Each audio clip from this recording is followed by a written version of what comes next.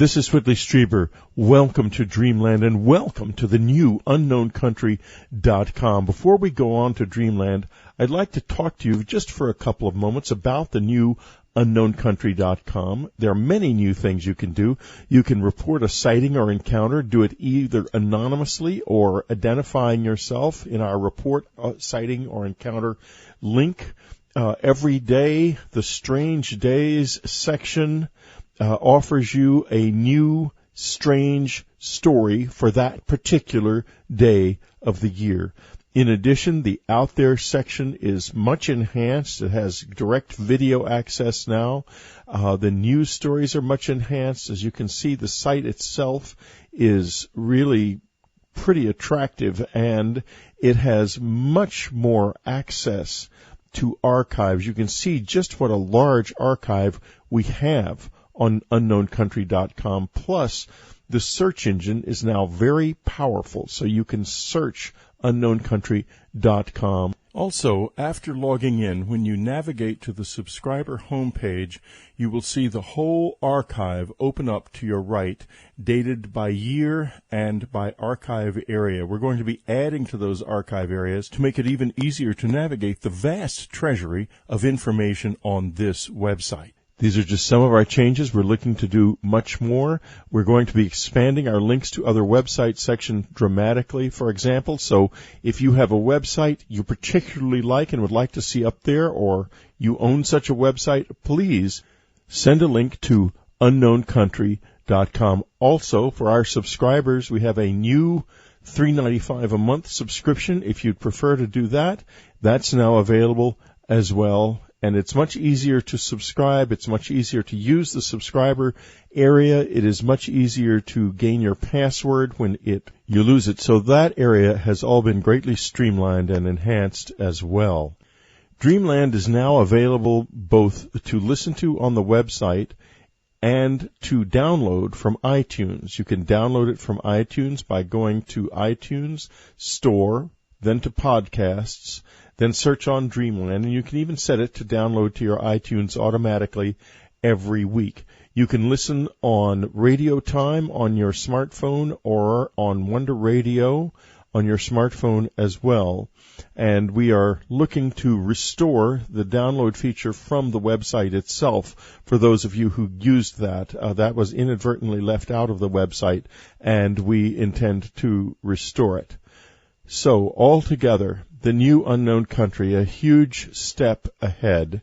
This is the largest website of its kind in the world. It is a vast treasury of information. It has a new, powerful search engine, as well as much more access to the stories and archives we do possess, which are indeed extensive. Thank you very much for coming to UnknownCountry.com and Dreamland, and we hope that we deserve the support that you give us. This is Whitley Strieber's Dreamland 2010, our 10th anniversary year. Whitley Strieber's Dreamland takes you where others dare not go, to the limits of imagination and reality and beyond. Expert hosts like Jim Mars, Marla Fries, Ann Strieber, and Linda Moulton Howe are what make us special. And of course, Whitley Strieber, the world's leading authority on the unknown. Dreamland, welcome to the edge of the world. Well, I am excited today. We have not had Dean Radin with us since 2006, and that's way, way too long. In 2006, in September of 2006, for you subscribers, if you would like to listen to this great show and to Dean Radin in a previous incarnation on Dreamland from 2006, go to the subscriber section and click on the Dreamland archive, and you can just scroll down or click or use your browser to find Radin, R-A-D-I-N, 9/16/2006, the Entangled Minds interview. It's fantastic. Because it's about, and I think the best thing, we'll just reprise that a little bit at the beginning of the show. Dean Radin is one of the remarkable minds of our time, in my opinion.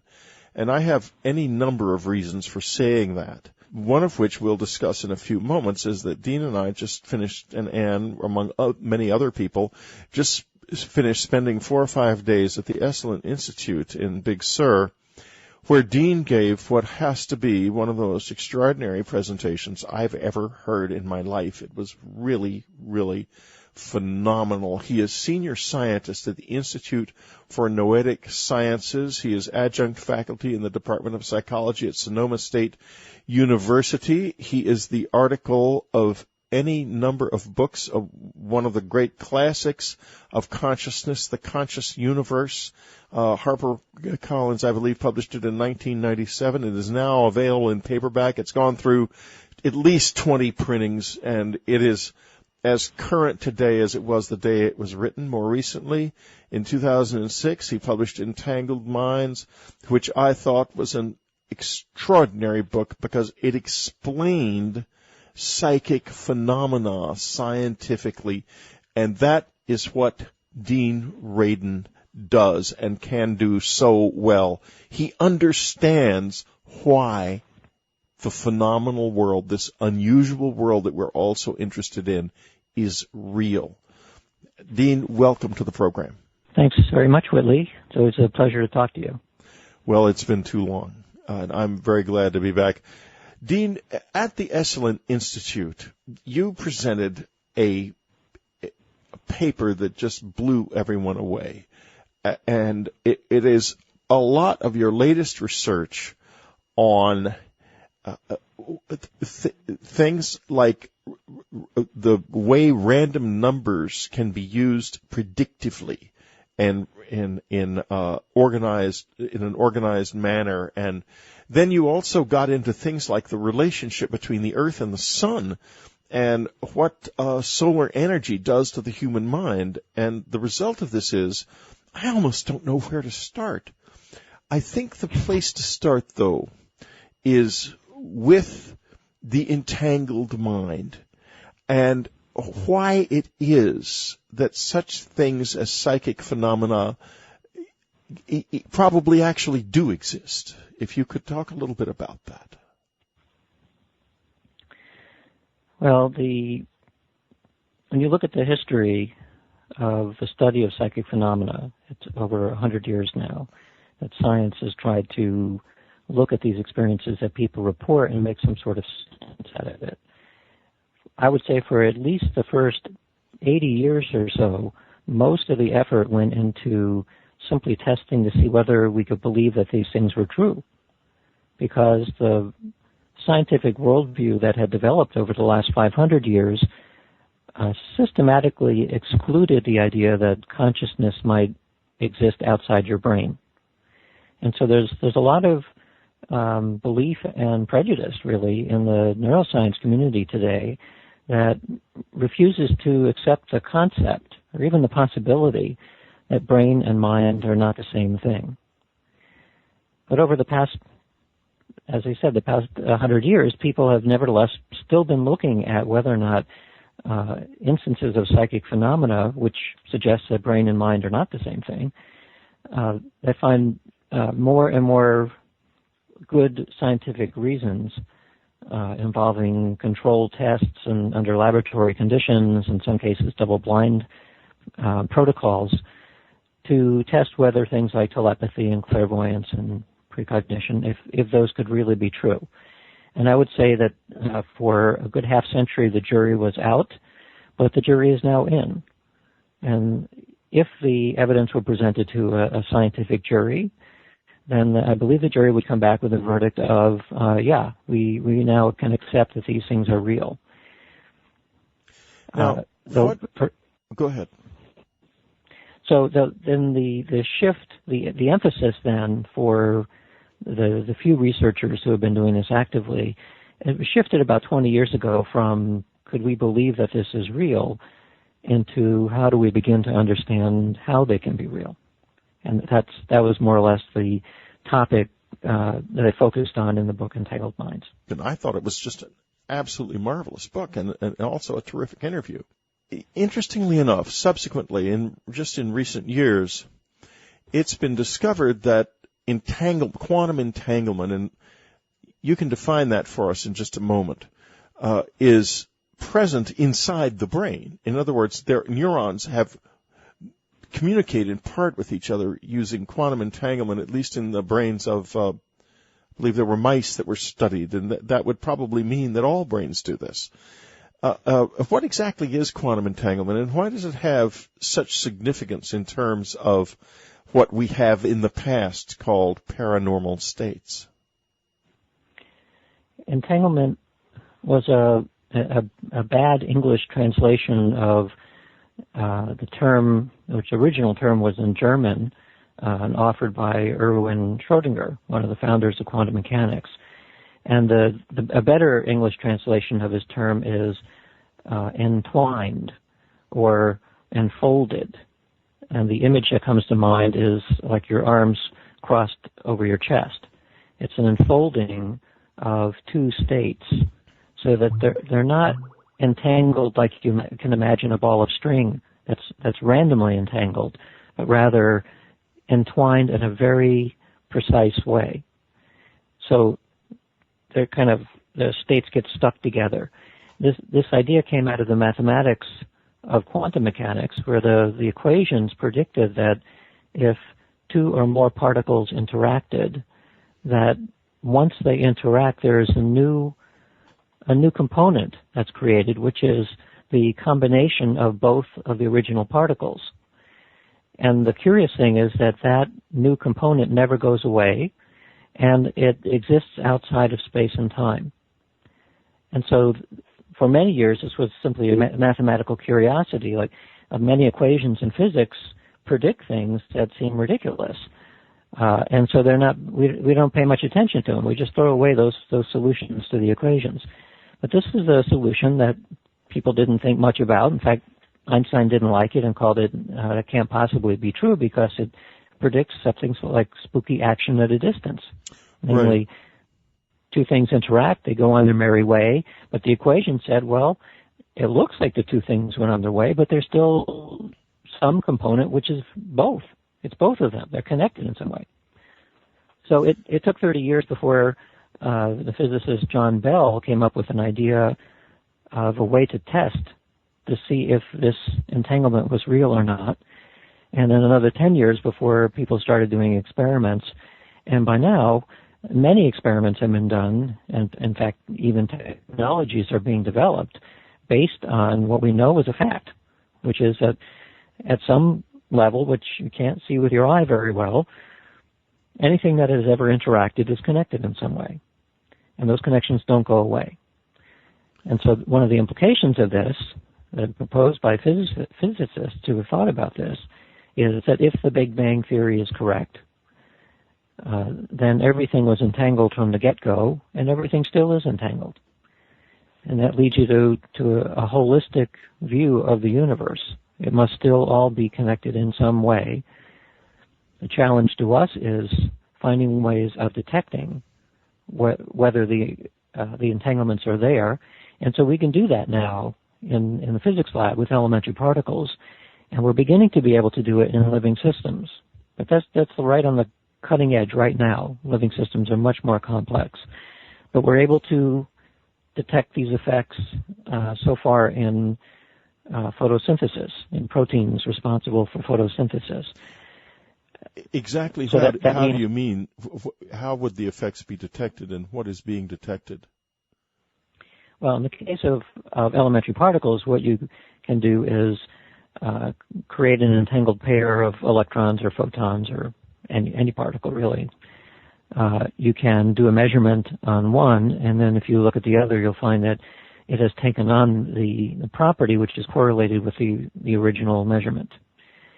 That doesn't sound all that surprising, except that because it sounds simply like a correlation. And so the metaphor that I use to describe the difference between a classical correlation and a quantum correlation is a child's swing set. So the classical correlation, imagine you have two swings next to each other, and you have two children and you're pushing them so they're kind of swinging together with each other in sync. And now you magically separate the swing set so both children keep swinging, but you separate them so they're 1,000 miles apart. And they're swinging it the same way. So now you could have somebody looking at one child swinging, And because they know that that swing is correlated with the other, because of the way that you set it up, then every time the child swings forward, you know that the other one has to be swinging forward too. And when the other one swings back, the other one must be swinging back. So this is kind of a trivial understanding or knowledge because of the correlation between two systems. That's a classical correlation. The quantum part comes in. Let's say you're pushing one of the children in one of the swings and you decide to impart a little twist. So they're not just swinging back and forth, but now they're sort of swinging side to side a little bit. If the other person was now paying attention, they would find that their child was also swinging side to side. In fact, the moment that you decided you're going to twist your push a little bit on one child's swing, the other child's swing would twist as well. That's a quantum correlation, and that is extremely different from any form of classical correlation, not only because the two are connected in some weird way, but because the speed of the connection between twisting the child's swing on one end and it showing up in the other end is instantaneous. It doesn't take any time at all for that to happen. And this has been demonstrated in the laboratory many times now to the best of our ability to do timing measurements on the Earth. But we know that the speed with which these entangled particles are connected is more than 10,000 times the speed of light. That's the best that we're able to measure so far.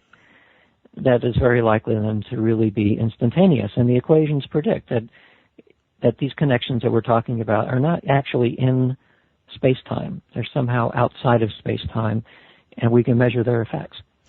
Now, when we get back, we're going to ask Dean a very simple question, and we're going to get, since I've heard his talks and read his books, one of the most interesting answers you've ever heard. And I'm going to ask him simply this: is the mind outside of space-time? We'll be right back. You're listening to Dreamland. Serious wonder spoken here. We're talking to Dean Radin, his website, deanradin.com, his two phenomenal books, The Entangled Mind and the Conscious Universe, two of the great all-time books of the consciousness movement and about consciousness that you will ever read. And the reason is the same thing that we talked about with Dean in 2006. They're empowering. Empowerment is what Dreamland is all about and what Unknown Country is all about. The yes you can aspect of this is we are told from school children, from babyhood, that we are only our physical bodies, and we live in a world in which we only see our physical selves, and we lose contact. We become literally soul blind and anesthetized to the greater reality in which we live, which is actually a much, much greater reality. Before we left the air, we were talking about things that moved 10,000 times the speed of light that science detects and can detect reliably every day. Later, we're going to be talking about the relationship between all of this and randomness and the fact that there are extraordinary means of prediction that are just coming down the pike that Dean knows all about. But first, Dean, what is the mind in relation to the brain? Or dare I ask the question that broadly? Well, of course, it is a complicated issue, and I think a growing number of scientists are beginning to achieve a level of humility to accept that we may not be able to ever answer that question. And this is because, as Einstein and others had said, that if you're trying to solve a problem, you can't solve it from within the same scope of the problem itself. So it's not clear at this point that consciousness can figure out what consciousness is. You need to be beyond consciousness or larger or something like that. So we don't know yet, but of course that's not going to stop us from trying. And so the neurosciences have a couple 100-year history of looking at the brain very carefully and looking at the correlations between conscious experience and now unconscious experience and what is happening in the brain. And so that whole lineage is a very comprehensive look at the neural correlates of consciousness. And there's no doubt that the brain is related in some way to consciousness. The question is, does it generate consciousness? Is that where it's made? And I would say that the evidence from people looking at aspects of non-local mind, and in the old days we might call it psi research or parapsychology. We're beginning to use new terms now. But the idea is that if there is a way, for example, for someone to gain knowledge about an image or a target that's beyond your ordinary senses, far beyond, thousands of miles away, if that is possible, then it provides a very strong challenge to the idea that the brain and the mind are the same. And there's plenty of evidence that people can do that. We have lots of evidence for telepathy, for precognition, for clairvoyance, and evidence for mind-matter interaction. All four of those classes provide strong evidence that mind and brain are not identical.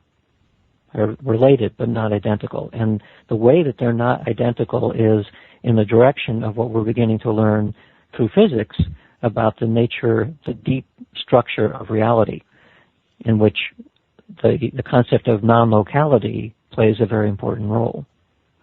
So the point of my book, Unentangled Minds, was basically to ask a what-if statement. The what-if is, what if our experience, some aspect of our conscious experience, is entangled in the same way that we see in elementary physics? The answer is that if that were so, then we should expect in our experience to have non-local elements, non-local things happening. That means that you would be connected to things that are elsewhere. They're not inside you. And if that happened at the level of your thoughts, you might experience it as telepathy. And if it happened at the level of your perception, you might call it clairvoyance. And if it happened at a level of intention, then we might call it a mind-matter interaction. So what we're doing is recasting old metaphysical terms now into terms where we're just beginning to glimpse some science underneath it. We live at a time when what is arguably one of the most terrible events in history unfolding. An oil company, negligent, greedy oil company, and I say that unequivocally because BP has a long history of spills and poor management. Their Prudhoe Bay spill was because of rusted out pipes and in their pipeline, and they didn't care for them properly, and they had been told again and again and again by the federal authorities to take care of this, and they never did. So they have a history. In any case, this terrible event is unfolding with unknown consequences for the world, but it now appears more and more as if the spill is unstoppable.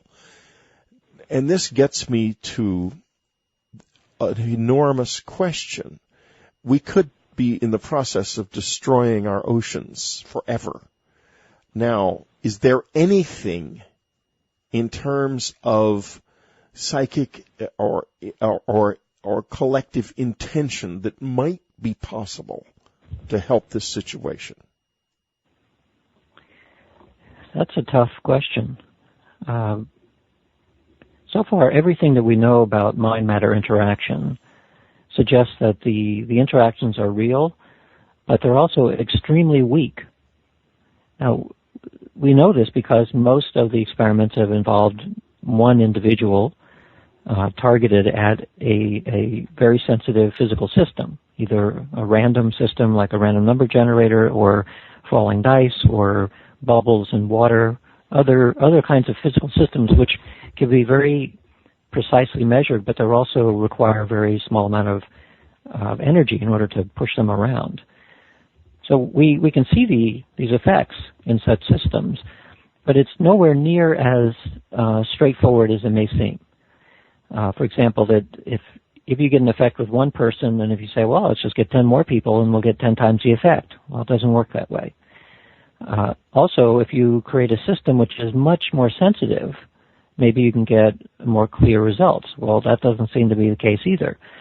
When you look at the whole range of data that's available, that one of the suggestions is that what we're dealing with are informational changes in systems, not force-like. And this is important because if you imagine that magically if you got 7 billion people in the world to imagine that the oceans are clean, whatever we're dealing with is not going to act like force. And it probably won't scale up to be times 7 billion either. There could be an informational change. Now, how information is at the root of everything, so it's more fundamental than energy. But I don't know how I don't know what I would ask people to try to produce in the case of a massive oil spill, because there's already so much out there that what do we imagine that would happen? That it would all disappear?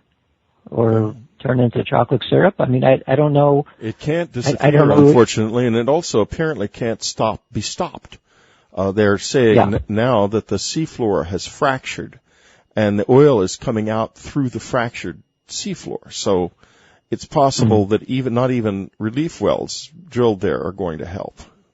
So it's a desperate human situation. Yes, it is. And so I think your overarching question is, does collective intention do something?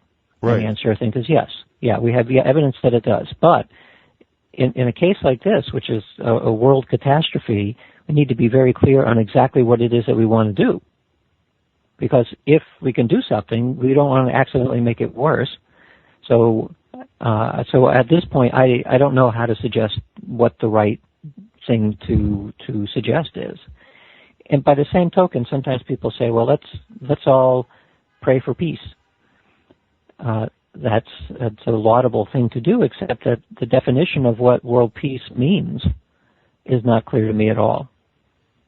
That simply the way that civilizations run, the way that business runs, the way that politics run, conflict seems to be necessary.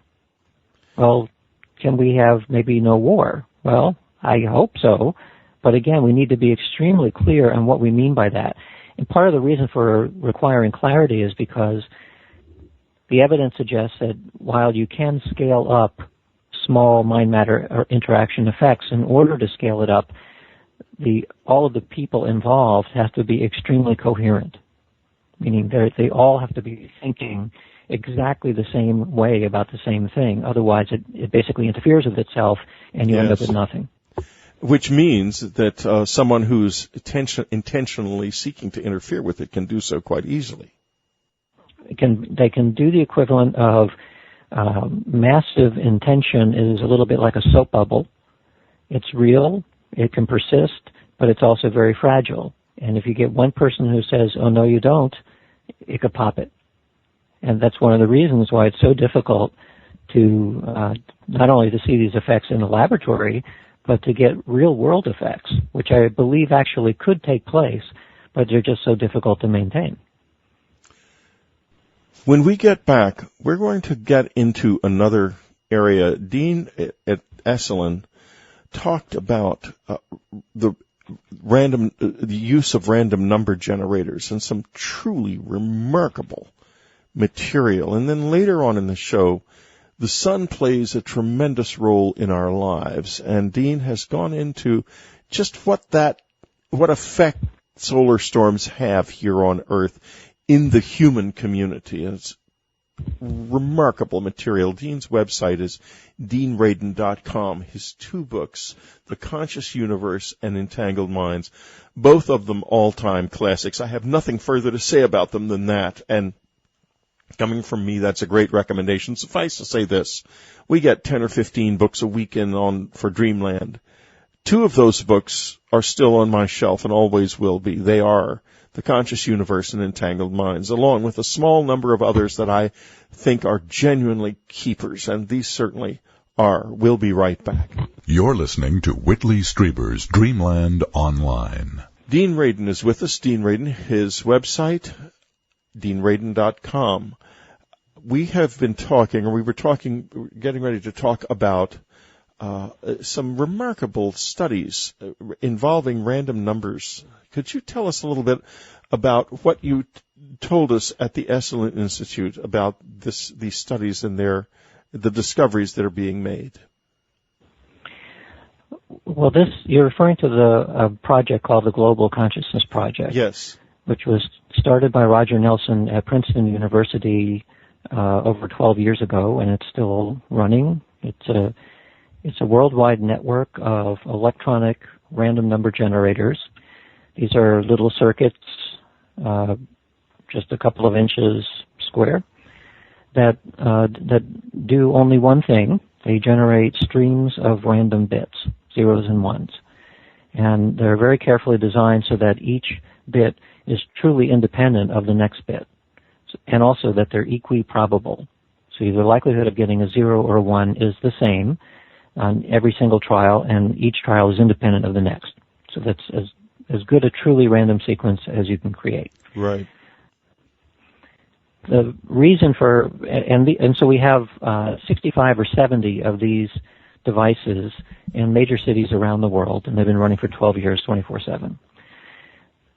The purpose of this is to study the idea of collective mind, to see whether there is something like a collective consciousness out there, as postulated by people like Carl Jung and Teilhard de Chardin and Sri Aurobindo and many others, who have proposed that the humans have not finished evolution.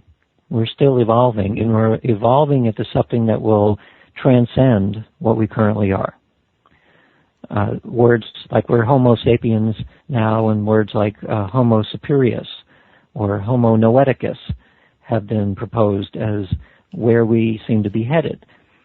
And one of the predictions of this idea of a collective mind is, as Aurobindo used the word supermind, and Teilhard de Chardin used the word omega point, to suggest that there is something in our future that is pulling us.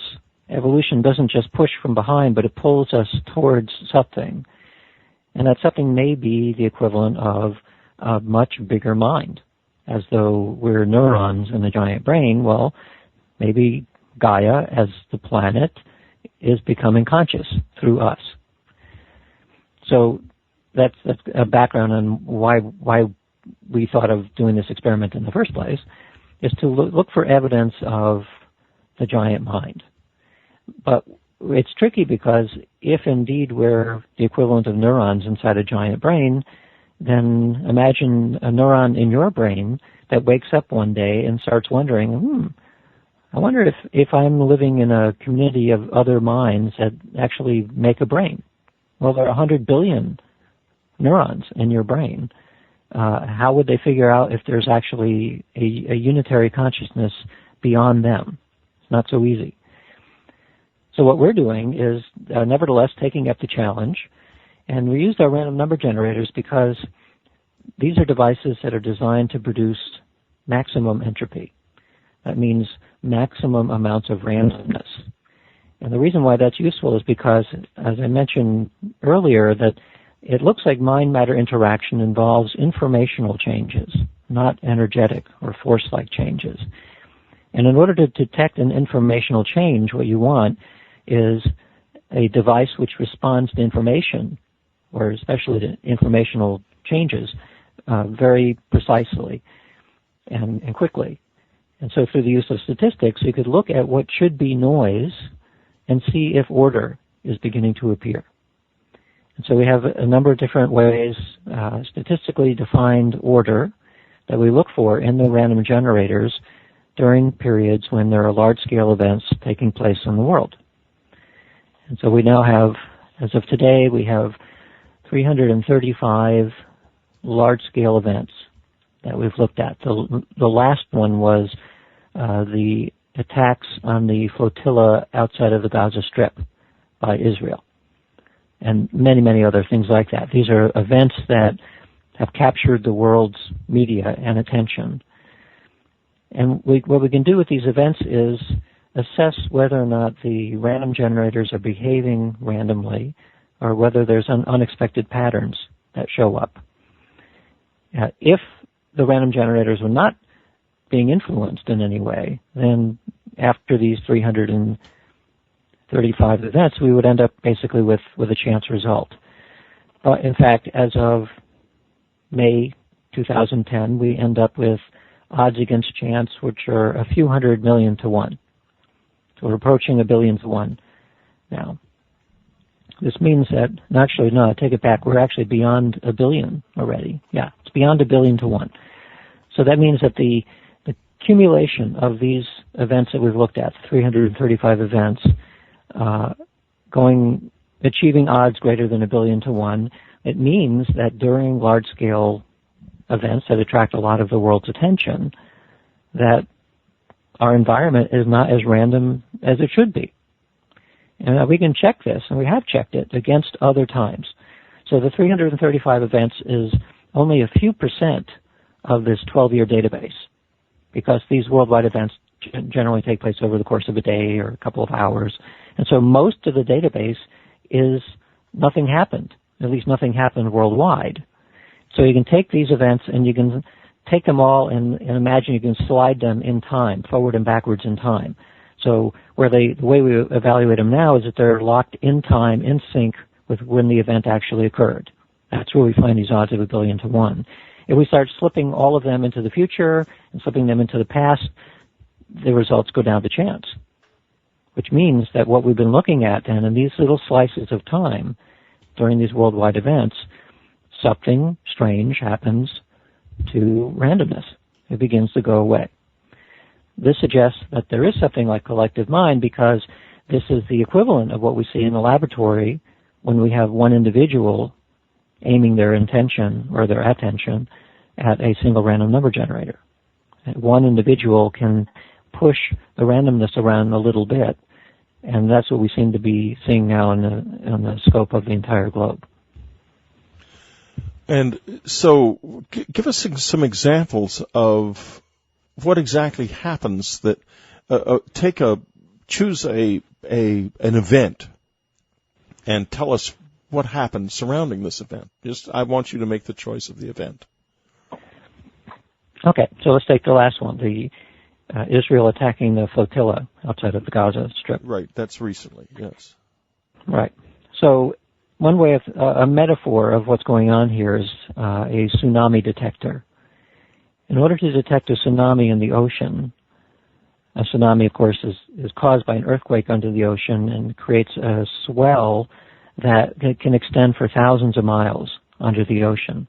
And by the time it reaches the shore, you have this massive wave, which, of course, as we've seen historically, can wipe out a few 100,000 people who happen to live near the shore, because they don't expect a wave that's 50 feet high or more. So to detect a tsunami, you put lots of buoys all throughout the ocean, and each buoy is sending via radio signal. It's sending all kinds of information, but just say it's sending its height. And so if you look at all of the signals coming from thousands of buoys, and you show them on a screen, or you play a tone associated with each height, you would hear just static, and you would see just randomness on the screen, because the relationship between all of these buoys is random, that they're all bobbing up and down all differently all the time. If a tsunami occurs, and you now have this massive wave or swell throughout the entire ocean, and suddenly thousands of buoys are all going to start lining up, because they're all going to float up at the same time when the wave hits them, and then they'll float down when the wave goes away. That will be instantly seen as a massive, unexpected form of order in these buoys, and that's how you know that a tsunami took place. So when Israel attacked this flotilla, what we saw instantly covered in the world media was a lot of attention being paid. And so this is unusual in terms of imagining 7 billion acts of attention in all these minds out there. Suddenly they all became coherent, because they're all paying attention to, something's happening that I need to pay attention to. And this is this affects random number generators. It affects randomness around the world, yes. Good Lord. The implications of that are just staggering.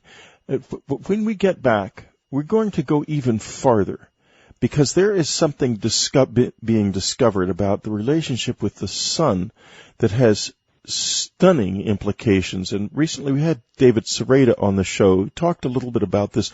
We're going to get a little bit more into the science of this with Dean. We'll be right back. Dean Radin's website, simple to remember, deanradin.com, DeanRadin.com. his two books, The Conscious Universe and Entangled Minds. Unforgettable, incredibly useful, profoundly empowering. Now, Dean, at Esalen, you talked about something that I found absolutely fascinating, and that is that there is a relationship between human activity and, for example, the stock market and solar activity. Could you talk a little bit about that? Yeah, it's been known for probably a half century or more that the geomagnetic field is closely related to all kinds of human behavior and human health.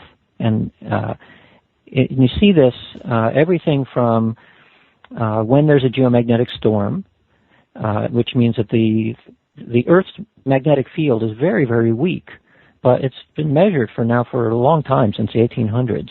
And there are well understood fluctuations in the magnetic field of the Earth. That field is strongly influenced, especially in terms of storms, meaning it becomes very agitated. It's strongly influenced by the sun, because if the sun has a solar flare or solar particles that coming from the sun hit the magnetosphere, it starts it ringing like a bell. And when that occurs, rates of domestic violence go up, and people have bleeding problems, start bleeding more, and the stock market goes down, and on and on and on. It's a well understood, well studied effect, which we think might have something to do with the fact that we have magnetic field sensors in us. For a long time, we had no idea how we could sense such a thing, but now we know that brains have magnetite actually in them, little parts of magnetic material, so we are sensitive to magnetic fields. And so when a geomagnetic storm comes along, not only will it affect our health and behavior, but if it's a really bad storm, it'll introduce currents in the electrical power system, and it'll start creating blackouts. It'll just overpower the system. So if we're unlucky and a massive solar flare hits the Earth, all hell is going to break loose. Everything from our electronic infrastructure being affected in a bad way to health and behavior being affected in a bad way. We're very sensitive to it. So one of the reasons I spoke about this at Esalen is because I'm thinking about the nature of collective mind. We're looking for other clues, that there may be something like a Gaia mind, literally a mind the size of the planet, consciousness. Well, since we know that we individually are affected by geomagnetic storms, we thought, maybe the whole planet, the planetary consciousness, is affected by geomagnetic storms as well. So what we did is we looked at one of the more dramatic events in the Global Consciousness Database, which was the attacks on 9/11, 2001. And we looked at what has happened in the geomagnetic field on that day. And as it turned out, that the attacks that occurred unfolded, or at least publicly unfolded, around 8:30 in the morning Eastern Time. And if you look at the geomagnetic observatories, there are both ones on the Earth, and there are some satellites in geosync orbit. Almost all of them showed at 8:30 in the morning a dramatic change. We're talking about the entire Earth's geomagnetic field suddenly changed when that first plane hit the World Trade Center. And afterwards, for days, it was extremely different. Now, one way of thinking of this is in terms of variance. So if you're looking at the signal before 9/11, a couple of days before 9/11, it was a quiet signal. It wasn't jumping around a lot. Right. It's showing understood diurnal effects in the planet, but it's a smooth curve. 9/11 happens, and suddenly you have a very jagged curve from that moment on for a couple of days. So on the Earth, it's maybe not too surprising why you suddenly see this, because there's a big change in the way that we're using our electronics at that time. Everyone's turning on the radio and their television and everything. It could create something that is measurable on Earth. But we also saw this effect in the geosync satellites, which are 22,000 miles up.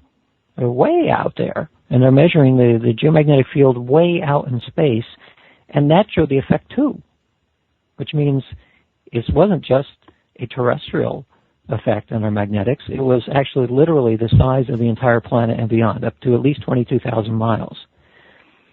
So the two ways of interpreting this. One is that there just happened to be a magnetic storm that had occurred virtually exactly in sync with these terrible events unfolding in the Earth. That's possible. It may have been a coincidence. Or it may have been that all kinds of machinery turned on. I mean, who knows what sort of space platforms, observation platforms we may have that got turned on suddenly to do counterterrorism stuff. That's possible too. The third possibility, though, which is much more radical, but it might be true, is that we're seeing the equivalent of a glitch in Gaia's mind. And this is it's a difficult correlation to jump. You need a leap of faith to even entertain this hypothesis. But it suggests that that the behavior of the geosphere itself, the magnetics, the geomagnetism, possibly the relationship with the sun, possibly the relationship with where the moon is at the time, lots of other things, may all be involved in one giant, not coincidental reflection of something like consciousness at a very, very large scale. And so imagine now you're a neuron in your brain, and as a neuron you don't know that you're a part of an experiment. But let's say that the brain is part of an experiment, and the experiment involves flashing a light that the brain is going to see. Well, Dean, we have run out of time on this week's Dreamland, and I thank you very much for being with us. Dean Radin's new book, The Conscious Universe, and subscribers, do not miss the interview that Ann Strieber did with Nick. It is extraordinary and chilling. What is happening in human life today? The lives of the close encounter witnesses and the abductees are absolutely extraordinary. These are people living way out at the edge, and this is the only place in the world where you can hear their true voices. This is Whitley Strieber. Welcome to Dreamland, and welcome to the new UnknownCountry.com. Before we go on to Dreamland, I'd like to talk to you just for a couple of moments about the new UnknownCountry.com. There are many new things you can do. You can report a sighting or encounter, do it either anonymously or identifying yourself in our report sighting or encounter link. Every day, the Strange Days section offers you a new strange story for that particular day of the year. In addition, the Out There section is much enhanced. It has direct video access now. The news stories are much enhanced. As you can see, the site itself is really pretty attractive, and it has much more access to archives. You can see just what a large archive we have on UnknownCountry.com. Plus, the search engine is now very powerful, so you can search UnknownCountry.com. Also, after logging in, when you navigate to the subscriber homepage, you will see the whole archive open up to your right, dated by year and by archive area. We're going to be adding to those archive areas to make it even easier to navigate the vast treasury of information on this website. These are just some of our changes. We're looking to do much more. We're going to be Entangled Minds interview. It's fantastic because it's about, and I think the best thing, we'll just reprise that a little bit at the beginning of the show. Dean Radin is one of the remarkable minds of our time, in my opinion. And I have any number of reasons for saying that. One of which we'll discuss in a few moments is that Dean and I just finished, and Ann, among many other people, just finished spending 4 or 5 days at the Esalen Institute in Big Sur, where Dean gave what has to be one of the most extraordinary presentations I've ever heard in my life. It was really, really phenomenal. He is senior scientist at the Institute for Noetic Sciences. He is adjunct faculty in the Department of Psychology at Sonoma State University. He is the article of any number of books of one of the great classics of consciousness, The Conscious Universe. HarperCollins, I believe, published it in 1997. It is now available in paperback. It's gone through at least 20 printings, and it is as current today as it was the day it was written. More recently, in 2006, he published Entangled Minds, which I thought was an extraordinary book because it explained psychic phenomena scientifically, and that is what Dean Radin does and can do so well. He understands why the phenomenal world, this unusual world that we're all so interested in, is real. Dean, welcome to the program. Thanks very much, Whitley. It's always a pleasure to talk to you. Well, it's been too long, and I'm very glad to be back. Dean, at the Esalen Institute, you presented a paper that just blew everyone away. And it is a lot of your latest research on things like the way random numbers can be used predictively and in an organized manner. And then you also got into things like the relationship between the Earth and the Sun and what solar energy does to the human mind. And the result of this is, I almost don't know where to start. I think the place to start, though, is with the entangled mind and why it is that such things as psychic phenomena probably actually do exist. If you could talk a little bit about that. Well, when you look at the history of the study of psychic phenomena, it's over 100 years now that science has tried to... It's a new, powerful search engine, as well as much more access to the stories and archives we do possess, which are indeed extensive. Thank you very much for coming to UnknownCountry.com and Dreamland, and we hope that we deserve the support that you give us. This is Whitley Strieber's Dreamland 2010, our 10th anniversary year. Whitley Strieber's Dreamland takes you where others dare not go, to the limits of imagination and reality and beyond. Expert hosts like Jim Mars, Marla Fries, Ann Strieber, and Linda Moulton Howe are what make us special. And of course, Whitley Strieber, the world's leading authority on the unknown. Dreamland, welcome to the edge of the world. Well, I am excited today. We have not had Dean Radin with us since 2006, and that's way, way too long. In 2006, in September of 2006, for you subscribers, if you would like to listen to this great show and to Dean Radin in a previous incarnation on Dreamland from 2006, go to the subscriber section and click on the Dreamland archive, and you can just scroll down or click or use your browser to find Radin, R-A-D-I-N, 9/16/2006, expanding our links to other websites section dramatically, for example. So if you have a website you particularly like and would like to see up there, or you own such a website, please send a link to UnknownCountry.com. Also, for our subscribers, we have a new $3.95 a month subscription. If you'd prefer to do that, that's now available as well. And it's much easier to subscribe. It's much easier to use the subscriber area. It is much easier to gain your password when you lose it. So that area has all been greatly streamlined and enhanced as well. Dreamland is now available both to listen to on the website and to download from iTunes. You can download it from iTunes by going to iTunes Store, then to Podcasts, then search on Dreamland, and you can even set it to download to your iTunes automatically every week. You can listen on Radio Time on your smartphone or on Wonder Radio on your smartphone as well. And we are looking to restore the download feature from the website itself for those of you who used that. That was inadvertently left out of the website, and we intend to restore it. So, altogether, the new unknown country, a huge step ahead.